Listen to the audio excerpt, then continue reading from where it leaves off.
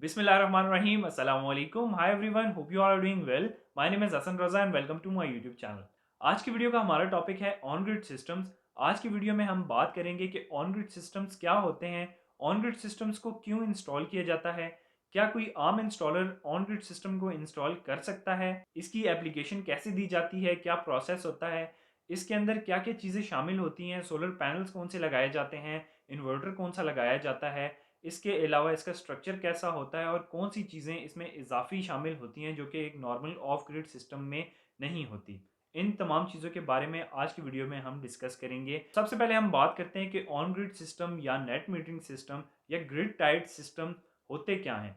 On grid systems ऐसे systems होते हैं जिनमें हमारी सोलर पावर की जो जनरेशन होती है उसको डायरेक्टली वापडा या ग्रिड में फीड किया जाता है, यानी कि वापडा को बिजली सेल की जाती है जो हम सोलर पैनल से बनाते हैं। इसमें हम ये देखते हैं कि हमारे मंथ की कितनी कंजप्शन है जिस जगह पे भी हम इस सोलर सिस्टम को इंस्टॉल कर रहे हैं, चाहे वो घर के लिए है, किसी शॉप के लिए है, किसी मॉल के लिए है या किसी भी इंडस्ट्री के लिए है, कि उसकी एक मंथ में कितने यूनिट कंज्यूम होते हैं।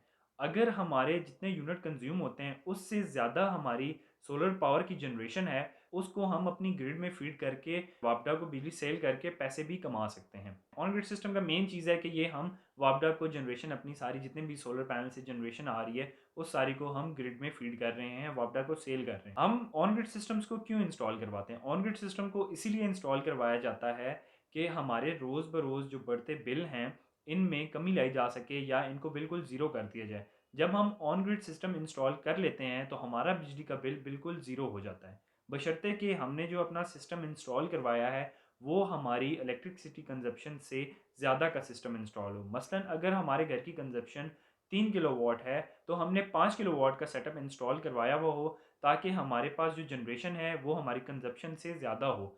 जब वो हम अपनी तमाम जनरेशन को वापडा की ग्रिड में फीड करेंगे तो ऑटोमेटिकली हमारा जो बिल है वो ज़ीरो हो जाएगा। इसके अलावा जो वापडा के पास हमारे इजाफी यूनिट्स जाएंगे उसका हमारे पास एक चेक की फॉर्म में हमें वापस रिटर्न मिल जाएगा, उसके पैसे मिल जाएंगे। अगर हम चेक नहीं लेते तो अगर किसी मंथ हमारी यूनिट्स की कंजप्शन ज़्यादा हो गई है, हमने ज़्यादा बिजली इस्तेमाल की है, जैसे कि रात के वक्त में हमने ज़्यादा कोई चीज़ें इस्तेमाल कर ली हैं, तो उसमें जो हमारे एक्स्ट्रा यूनिट कंज्यूम हुए हैं उसका बिल जो आपके बकाया यूनिट्स पड़े हुए थे वापडा वालों के पास उसके साथ इक्वल करके आपका बिल ज़ीरो कर दिया जाएगा।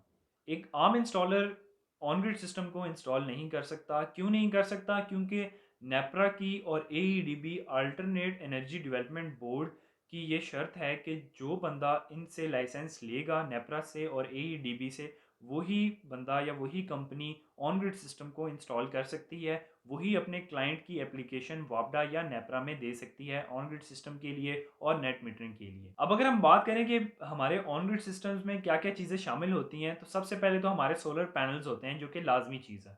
सोलर पैनल्स इसमें हम कौन से इस्तेमाल करते हैं? सोलर पैनल्स इसमें हम टायर वन के यूज़ करते हैं। टायर वन के पैनल्स के अलावा, ए ग्रेड पैनल्स के अलावा कोई भी पैनल्स एक्सेप्टेबल नहीं है। अगर बी ग्रेड के पैनल्स कोई भी आपको पहले से इंस्टॉल कर देता है तो आपकी एप्लीकेशन रिजेक्ट हो जाएगी, नेपरा अप्रूव ही नहीं करेगा। इसके अलावा दूसरे नंबर पे जो हमारे पास चीज़ आती है वो आती है इन्वर्टर्स।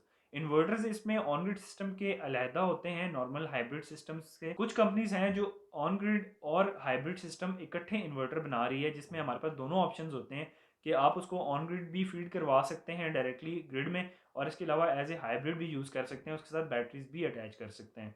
इसके अलावा हमारे पास इसमें जो तीसरी चीज़ शामिल है वो है स्ट्रक्चर की। स्ट्रक्चर इसमें हम नॉर्मल भी इस्तेमाल कर सकते हैं जो हमारे गैल्वेनाइज्ड आयरन के L2 या L3 स्ट्रक्चर होते हैं, हॉट डिप स्ट्रक्चर्स होते हैं, इनको भी इस्तेमाल कर सकते हैं।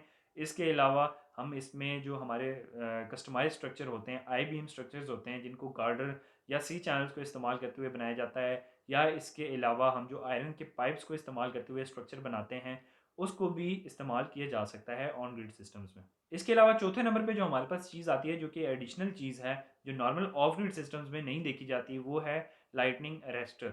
लाइटनिंग अरेस्टर्स को क्यों लगाया जाता है? लाइटनिंग अरेस्टर्स को इसलिए लगाया जाता है ताकि ये आसमानी बिजली पड़ने पर उसको कैप्चर करके डायरेक्टली ग्राउंड करवा दे। अब ग्राउंड करने के लिए हमारे पास जो इसमें पांचवी चीज़ है वो है अर्थिंग, जो कि एक बहुत मेन पॉइंट है।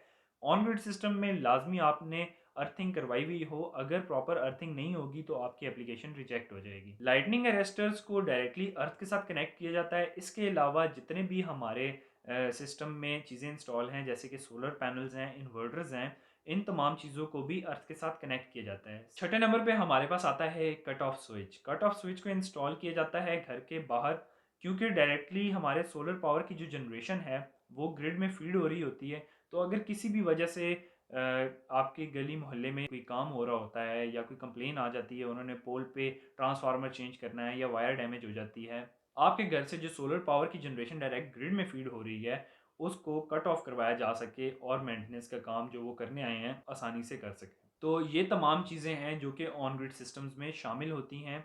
इन तमाम चीज़ों को ऑन ग्रिड सिस्टम में इंस्टॉल किया जाता है। इसके बाद हम बात करते हैं कि कौन से लोग ऑन ग्रिड सिस्टम्स के लिए अप्लाई कर सकते हैं। एप्लीकेशन देने का तरीका क्या है?